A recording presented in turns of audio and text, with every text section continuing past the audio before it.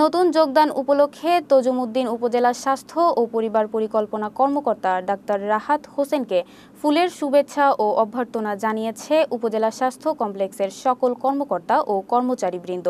অনুষ্ঠানে স্বাস্থ্য কমপ্লেক্সের কর্মকর্তা কর্মচারীরা উপস্থিত থেকে শুভেচ্ছা বিনিময় করেন এবং তাকে পূর্ণ সহযোগিতার আশ্বাস দেন।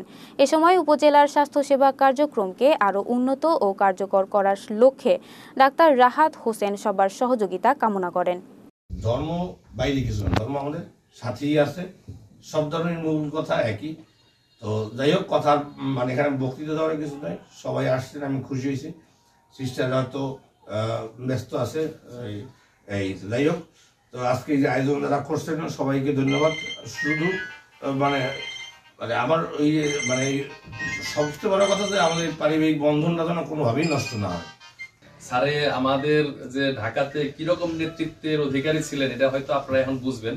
তো মানে এটা আসলে বলে বোঝানো যাবে না, এটা কাজে কর্মে আপনারা বুঝতে পারবেন।